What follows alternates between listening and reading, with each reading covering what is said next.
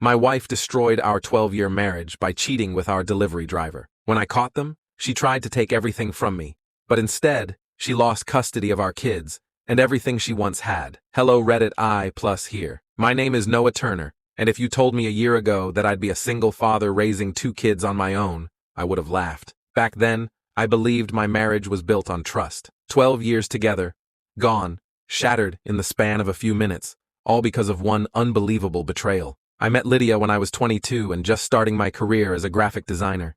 She was a social butterfly, bright, funny, and full of life. Everything I wasn't. I was quiet, methodical, and focused. Lydia could light up any room. I fell for her fast. Within 2 years, we got married. Life wasn't glamorous, but it was steady. I worked hard, built a career at a creative agency, and eventually started my own small design firm. Lydia decided to stay home after our kids were born. Mila, who's now 10, and Ryan, who's 7. For most of our marriage, things were good. I thought we were the kind of couple that made it work. Sure, I worked long hours, late nights on client projects, sometimes weekends, but it was for us, for the family. Lydia always said she understood. Then, about a year ago, she started complaining about how stressful it was to take the kids grocery shopping. Mila had started soccer, Ryan was in swimming lessons, and Lydia said it was all becoming too much. She wanted to switch to grocery delivery. I didn't think twice. I signed up for a weekly delivery service, twice a week, like clockwork, Tuesdays and Fridays, usually in the afternoon when I was at work. Lydia seemed thrilled. "You're saving me so much time," she told me, kissing my cheek. If only I knew then what that saved time was really being used for. At first, I didn't notice anything alarming. Lydia just seemed happier. She started wearing makeup more often, even on days she wasn't going anywhere. She joined a gym, started doing her hair differently, bought new clothes. I honestly thought she was just taking better care of herself, and I was proud of her for that. But soon, little things started to change. She was glued to her phone, constantly texting, smiling at her screen, tucking it away quickly whenever I came near. At night, she'd claim she was too tired for intimacy, or that she had an early morning. I tried to talk to her once. I asked if she was okay, if something was wrong between us. She smiled softly and said, "Noah, you worry too much. I'm just tired. We're fine." But her eyes didn't match her words. 3 months later, I got a huge project at work.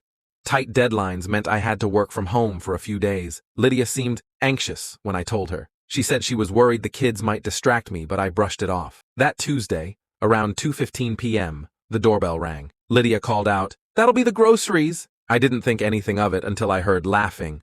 A deep, masculine laugh I didn't recognize. The conversation dragged on. Too long. Curiosity got the better of me, so I stepped quietly out of my office. Through the hallway mirror's reflection, I saw him, the delivery guy, tall, maybe late 20s, tanned, athletic. Lydia was standing way too close to him, her hand brushing her hair, giggling like a teenager. I didn't say anything. She closed the door, turned around, and froze when she saw me. Her face went pale. "Hey," she stammered. "Just the grocery guy. He was telling me this funny story about a customer who—" I nodded, pretending to buy it. But something inside me clicked. Cameras don't lie. We had security cameras installed the year before.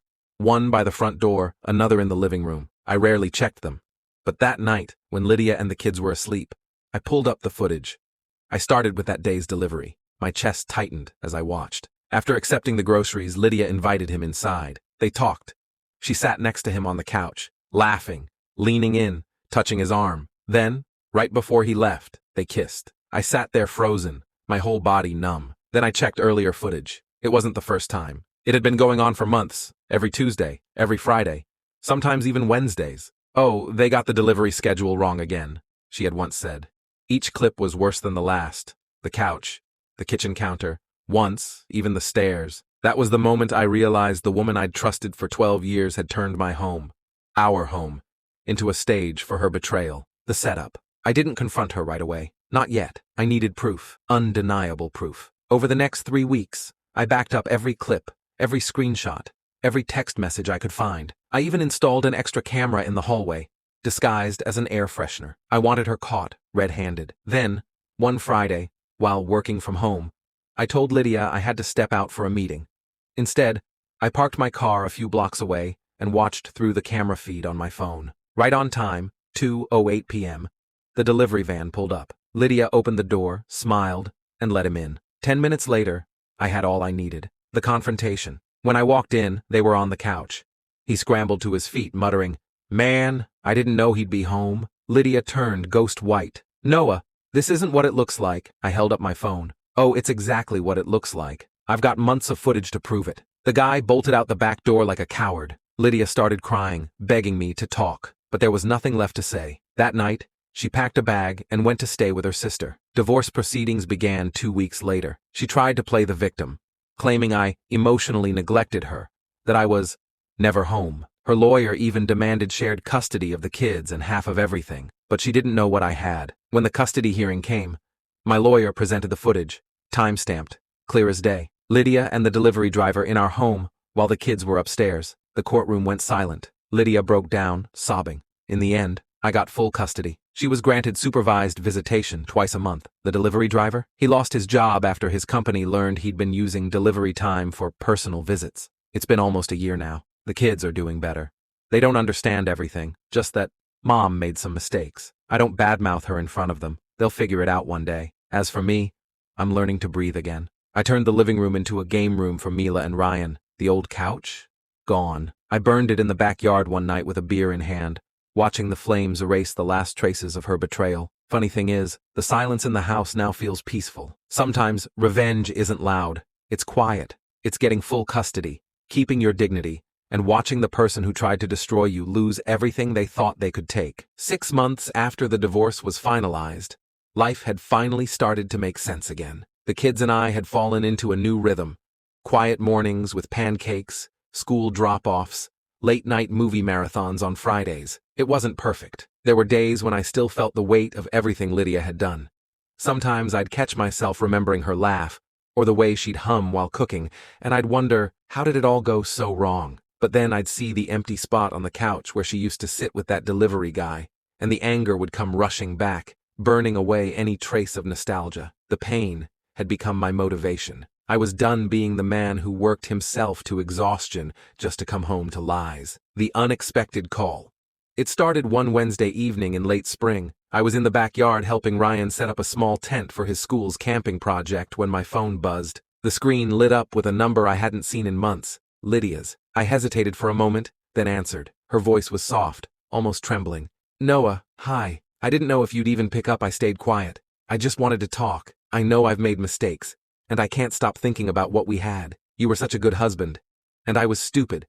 Please, can we just meet for coffee? Just to talk about everything." There was a time when those words would have cracked my resolve, but that time had passed. "Lydia," I said flatly, "we don't have anything left to talk about. You made your choices." She sniffled on the other end. "I was lost, Noah. I didn't know what I wanted. He said all the right things, and I believed him, but it meant nothing. He's gone. I made a mistake." I wanted to laugh. "A mistake is forgetting an anniversary. You had an affair for almost a year, in our home. That's not a mistake. That's a decision." She went silent, then tried again. "Can I at least see the kids more often? They miss me." "They're adjusting," I said calmly. "Don't confuse guilt with missing you. They need stability right now." Before she could reply, I ended the call. That was the first time she tried to worm her way back into my life. It wouldn't be the last. Over the next few months, Lydia tried everything. First came the guilt trips. She sent long messages about how she was working on herself, going to therapy, and learning to be a better person. Then came the sympathy cards. Literally. On Father's Day, she sent a card that said, "You've always been the best dad. We should have never fallen apart." When that didn't work, she tried jealousy. One afternoon, when she came to pick up the kids for her supervised visit, she saw my neighbor, Sophie, chatting with me by the driveway. Sophie's a single mom. Kind woman, always smiling, helps watch Mila sometimes when I'm running late. Lydia's eyes narrowed instantly. "So," she said with a forced smile, "moving on pretty fast, huh?" I gave her a blank stare. "It's none of your business who I talk to, Lydia. I just think it's funny," she snapped. "How you suddenly have time for other women when you couldn't make time for your own wife." That one stung. Not because it was true, but because it showed she still didn't understand. She was twisting her own betrayal into my fault. "I didn't stop making time for you," I said quietly. "You stopped respecting me." Then I closed the door in her face. 3 months later, I got an email from her out of nowhere. The subject line read, "Please read this before you delete it." Against my better judgment, I did. It was a long, rambling confession, part apology, part plea. She said she'd been diagnosed with depression, that the affair had been her escape from loneliness, that she missed our family and wanted to try therapy together. She even wrote, "I know you probably hate me, but I'm still your wife in my heart. We can fix this." I didn't even reply. I just forwarded it to my lawyer in case she tried to use it in court later. The old me, the one who would have felt obligated to comfort her, was gone. She had drained that part of me dry. One evening, after dropping the kids off at my sister's for the weekend, I drove past the old grocery store we used to shop at. I don't know what made me stop, but I went inside. It was oddly nostalgic. As I turned a corner, I saw him, the delivery guy. Eli, I later remembered his name was. He looked older somehow, tired. His uniform was different. He was working for a smaller local delivery company now. He saw me, froze, then tried to avoid eye contact. For a second, I almost walked past him. But something inside me, not anger, just a quiet need for closure, made me stop. "Eli," I said calmly. He turned slowly, guilt written all over his face. "Hey man, listen, I'm sorry about—" "Don't," I interrupted. "I don't need your apology. Just answer me this. Was it worth it?" He swallowed hard. "No," he muttered. "It cost me my job, my girlfriend, and my reputation. She said you two were basically done, that you didn't care anymore." I smiled bitterly. "Yeah, that's what she told me about you too, that it was just deliveries." He looked down, shame flooding his face. "For what it's worth, you didn't deserve that." "No," I said. "I didn't. But you didn't force her. She made her choice." I turned and walked away, feeling lighter than I had in months. For the first time, I didn't feel angry. Just done. 6 weeks later, Lydia showed up at my door. No notice, no call. Just standing there with tears in her eyes and trembling hands. The kids were at school. "Noah," she said softly, "I just want to talk. Please. I know I've hurt you, but I can't live like this anymore. I've lost everything." I stepped outside and closed the door behind me. "You shouldn't be here, Lydia. I'm sorry. I know I don't deserve forgiveness, but I still love you. I always will." Her tears were real, but my heart didn't move. I just stared at her, this woman I'd once planned my whole life around, and realized I felt absolutely nothing. "You loved the idea of being loved," I said quietly. "You don't love me. You miss the comfort, the safety, the version of yourself that looked good standing next to me." She tried to grab my arm, but I stepped back. "We can start over," she cried. "For the kids." "The kids have me," I said firmly. "And they're doing just fine." She broke down sobbing on the porch, and I walked back inside, locking the door behind me. Through the window, I watched her sit there for a while before finally leaving. That was the last time she ever tried to come back. A year has passed since then. The house feels different now. Calmer, lighter. Mila's into painting. Ryan's obsessed with building robots. And I found peace in the small things. Morning coffee on the patio. Laughter echoing through the house. No more secrets hiding in the walls. I started seeing Sophie a few months ago. Slowly, quietly, without rushing. She knows everything, and she respects the scars I carry. Sometimes I still get messages from unknown numbers. "Noah, I miss you," but I never reply. I don't need closure from the woman who broke me, because closure came the day I stopped letting her pain define mine. Lydia once told me during an argument, "You'll never find someone who loves you like I do." She was right, and thank God for that.